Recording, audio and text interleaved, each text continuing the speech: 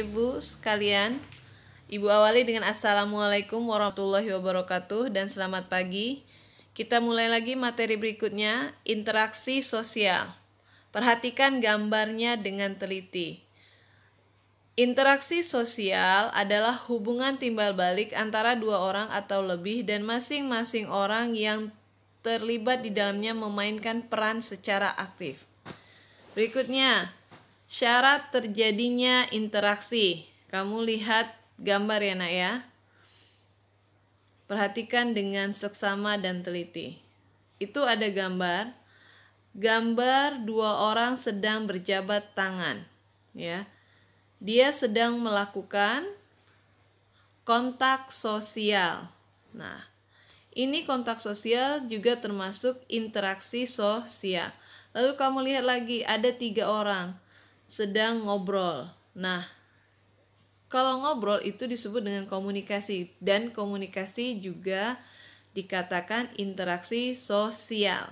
Berikutnya, ciri-ciri interaksi sosial. 1. Jumlah pelakunya lebih dari 1 orang. 2. Terjadinya komunikasi di antara pelaku melalui kontak sosial. 3. Mempunyai yaitu maksud dan tujuan yang jelas. 4. Dilaksanakan melalui satu pola.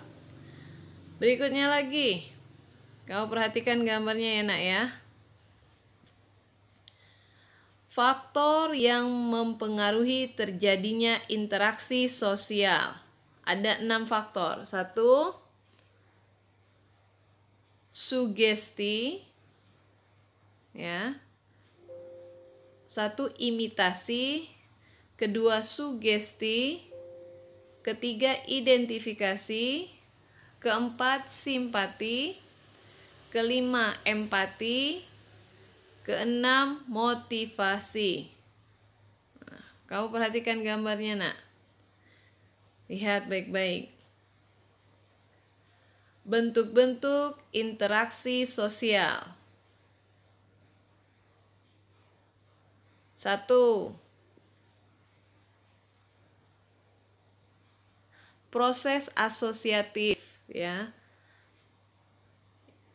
Proses asosiatif itu terbagi, yaitu contohnya kerjasama. 2. Akomodasi. 3. Asimilasi. Nah, gambar berikutnya. Berikutnya ya.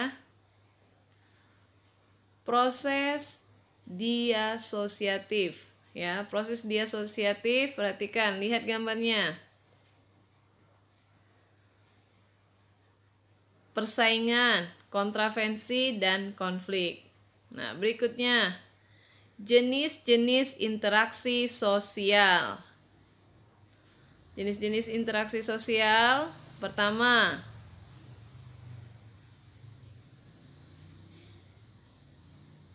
individu dengan individu. Contohnya, kamu sedang ngobrol dengan teman kamu, ya.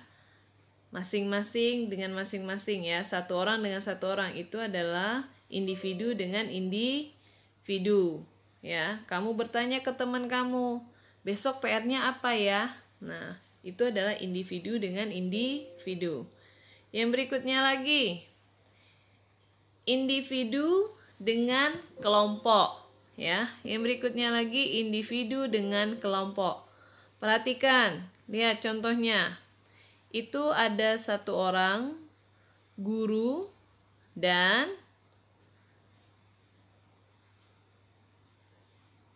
banyak orang.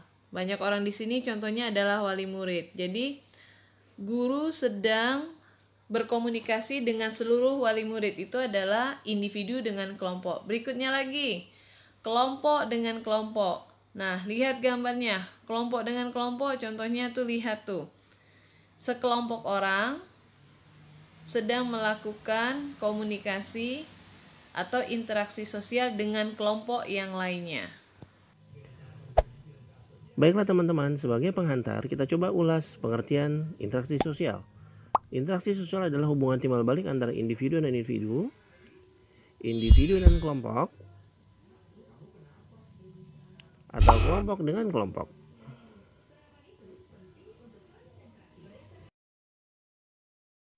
Nah, contoh yang paling gampang ini ketika kalian mendapatkan tugas dari guru, tanpa disadari, proses pengerjaan tugas pada kelompok tersebut merupakan salah satu interaksi sosial, di mana pada saat kalian bekerja kelompok, kalian pasti berhubungan dengan satu sama lain, ya kan?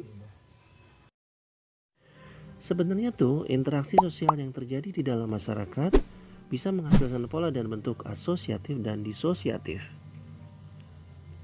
Nah, asosiatif adalah bentuk interaksi sosial yang positif yang mengarah pada kesatuan.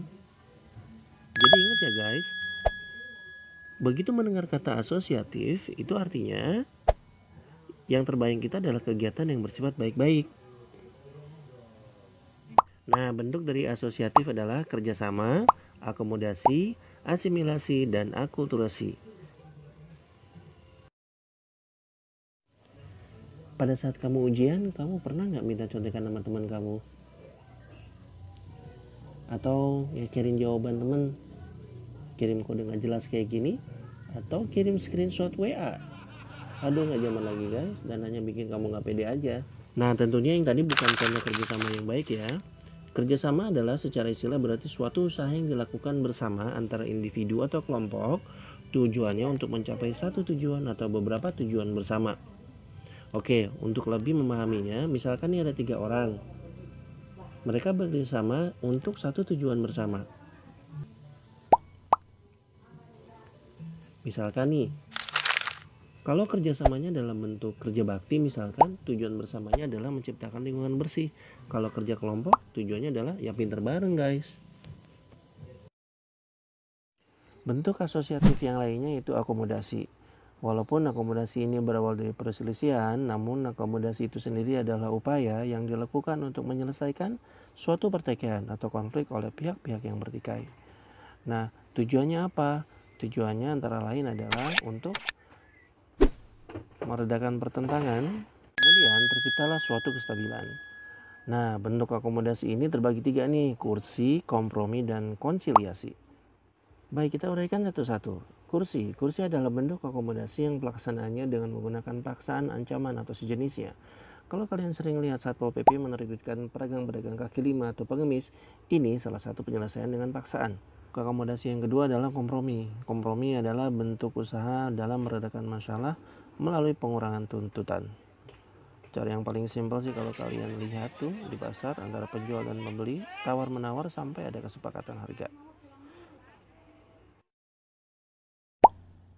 Bentuk akomodasi yang ketiga adalah konsiliasi, yaitu usaha dari pihak tertentu untuk mencari jalan tengah atau solusi supaya keinginan kedua belah pihak dapat dipenuhi. Istilah kita win-win solution.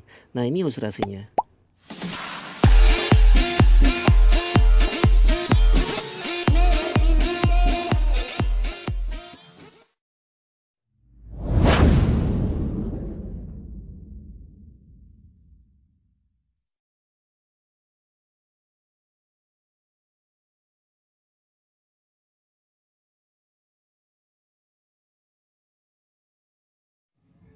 Bentuk asosiatif yang ketiga adalah asimilasi, yang artinya merupakan percampuran 2 kebudayaan yang melebur menjadi satu kebudayaan baru.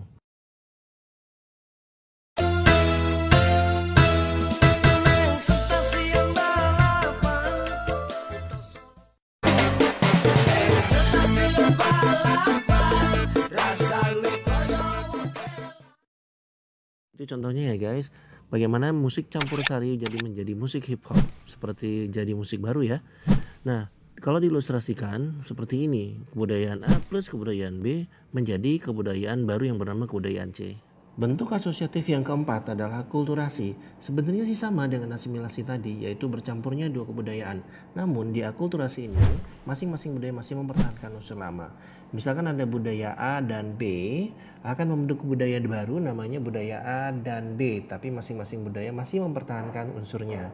Nah, contohnya seperti ini. Kalian lihat gedung di Jawa ini. Bangunan Masjid Kudus ini mencerminkan adanya interaksi antara budaya Jawa, Hindu, dan Islam ya. Kalian perhatikan bangunannya.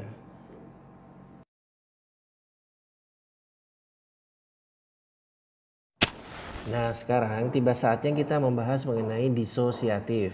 Seperti dijelaskan di awal tadi, disosiatif adalah proses sosial yang lebih mengarah kepada perpecahan, baik individu maupun kelompok. Nah, artinya berkebalikan dari asosiatif di awal, disosiatif ini identik dengan hal-hal negatif ya guys. Contoh disosiatif pertama adalah persaingan atau kompetisi. Persaingan merupakan suatu proses sosial di mana individu atau kelompok manusia yang bersaing mencari keuntungan melalui bidang-bidang kehidupan, tapi tanpa menggunakan ancaman kekerasan ya guys. Contoh yang paling mudah sih kemarin tuh final Liga Champions antara Liverpool dan Tottenham, di mana kedua tim berkompetisi untuk menjadi juara tanpa melakukan satu kekerasan ya.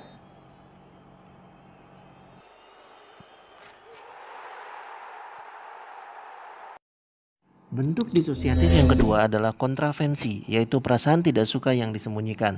Ya, bahasa lainnya sih iri dan dengki. Nah, awas nih, jangan sampai punya nih sifat seperti ini ya. Bentuk disosiatif berikutnya adalah konflik atau pertentangan. Ini adalah proses sosial yang dilakukan individu atau kelompok dalam mencapai tujuannya. Tapi sayangnya guys, disertai dengan paksaan tuh atau kekerasan. Biasanya sih terjadi disebabkan oleh adanya perbedaan antar individu, baik perbedaan kebudayaan, kepentingan, dan perubahan sosial. Demikianlah materi kita kali ini mengenai interaksi.